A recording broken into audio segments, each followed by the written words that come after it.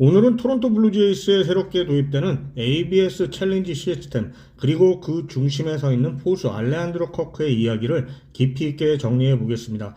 이번 시즌 블루제이스를 바라보는 데 있어서 굉장히 중요한 변화이기 때문에 조금 길지만 차근차근 함께 살펴봐야 할 것 같은데요. 이번 시즌 메이저리그에 도입되는 ABS 챌린지 시스템은 완전 자동 스트라이크 존이 아닙니다. 팀당 9이닝 기준 2번의 챌린지가 주어지고 성공하면 유지됩니다. 연장전에는 한 번이 추가되고요. 결국 2번 실패하면 더 이상 사용할 수 없게 되며, 즉 무작정 쓰다가는 정작 중요한 순간에 기회를 잃게 된다는 것이죠. 블루제이스의 감독 존 슈나이더는 이 부분을 매우 중요하게 보고 있다고 합니다. 언제 사용하느냐가 핵심이라는 것이죠.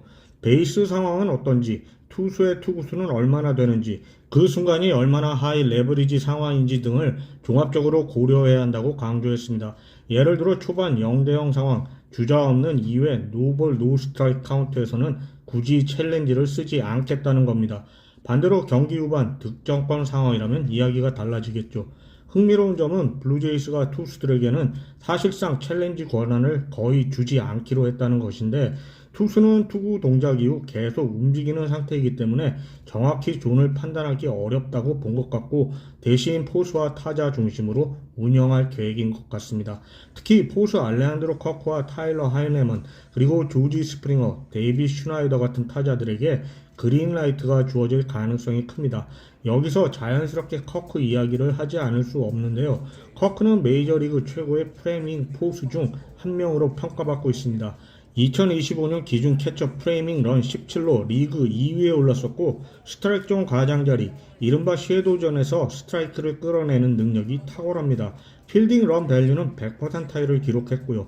만약 완전 자동 스트라이크 존, 이른바 로버 엄프 시스템이 도입됐다면 커크의 가치는 상당 부분 줄어들 수 있었습니다. 프레이밍이라는 기술 자체가 무의미해지기 때문입니다. 하지만 현재 도입되는 것은 챌린지 시스템이라 대부분의 판정은 여전히 인간 심판이 합니다. 실제로 AAA 데이터에 따르면 전체 투구의 약 2.6%만이 챌린지 됐고, 오심의 약 20%만이 테스트 됐습니다. 즉 여전히 상당수의 판정은 그대로 유지될 것이라는 거죠. 이 말은 곧 프레이밍의 중요성이 여전히 남아있다는 뜻입니다. 특히 50대 50공, 애매한 코스에서 얼마나 많은 스트라이크를 끌어오느냐가 여전히 경기 결과에 큰 영향을 미칠 것이라는 이야기죠. 존 슈나이더 감독 역시 완전 ABS였다면 프레이밍의 예술은 사라졌겠지만 챌린지 시스템에서는 여전히 매우 중요하다고 말합니다. 커크 본인도 ABS 챌린지 시스템 도입 이후에도 프레이밍 기술을 유지하면서 기회가 있을 때 챌린지를 사용하되 기본적인 투수와의 플랜을 따르겠다고 밝혔습니다. 한편 이 시스템은 감정적인 사용이 가장 위험한데요. 데이비 슈나이더는 마이너리그에서 ABS를 경험하면서 감정적으로 챌린지를 쓰면 곤란하다고 말했습니다. 특히 삼진당한 뒤 분해서 챌린지하는 경우는 위험하다고 말이죠. 존을 정확히 알고 확신이 있을 때만 사용해야 한다고요. 이 시스템이 왜 중요한지 보여주는 대표적인 사례도 있습니다. 지난 월드 시리즈 3차전 18이닝 접전에서 결정적인 한 공이 있었습니다. 덜튼 바쇼는 3-1 카운트에서 높은 공을 곤란했다고 생각하고 1루로 걸어 나가려 했습니다. 하지만 스트라이크로 선언됐고, 그 혼란 속에서 주자였던 보 비셋이 견제사로 잡혔고요. 결과적으로 그 이닝은 무득점으로 끝났고 경기 흐름이 바뀌었습니다. 당시 기대 스트라이크 확률이 2%에 불과한 판정이었다고 합니다. ABS가 있었다면 상황은 달라졌을지도 모르죠. 또 2015년 아메리칸 리그 챔피언십 시리즈 6차전에서도 비슷한 논란이 있었습니다. 중요한 순간 애매한 스트라이크 판정 2개로 공격 흐름이 끊겼습니다.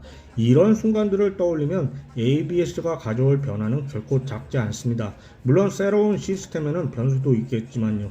시스템 오류가 발생하면 사용이 일시 중단되고 전광판 표시가 안 될 경우 구두로 전달됩니다. 판정이 뒤집혔을 때 주자 배치 문제도 복잡할 수 있지만 원칙은 마지막으로 합법적으로 밟은 베이스를 기준으로 합니다. 기술적 변화와 함께 블루제이스의 공격 상황도 짚어보겠습니다.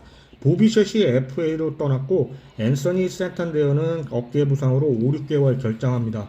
공격력 보강이 절실한 상황인데요. 이 때문에 커크의 방망이 역시 중요해졌습니다. 커크는 지난 시즌 타율 2할 8푼 1위, 15개 홈런, OPS 0.769를 기록하며 2022년 올스타 시즌과 거의 비슷한 성적을 남겼습니다. 다만 시즌 막판 OPS가 0.699로 떨어져 아쉬운 부분이 있었지만 플레이오프에서는 5홈런, OPS 0.84로 반등하며 인상적인 모습을 보였고요. 이번 시즌을 위해 그는 12월부터 스포츠 컴플렉스에서 훈련하며 시즌 준비를 마친 커크는 몸 상태가 매우 좋다고 합니다.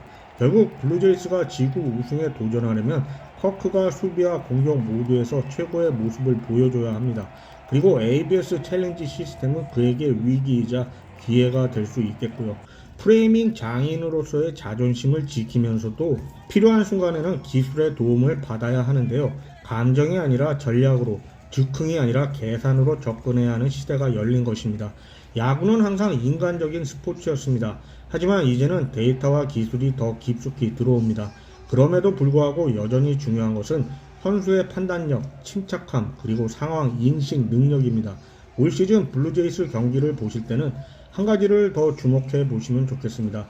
누가 언제 어떤 상황에서 헬멧을 두드리는지 말입니다. 그 짧은 2초 안에 팀의 전략과 계산, 그리고 선수의 확신이 담겨 있을 것이니까요. 과연 이 시스템이 오심 논란을 줄이고 더 공정한 경기를 만들 수 있을지, 아니면 또 다른 논쟁을 낳을지 시즌을 통해 확인해 보시죠.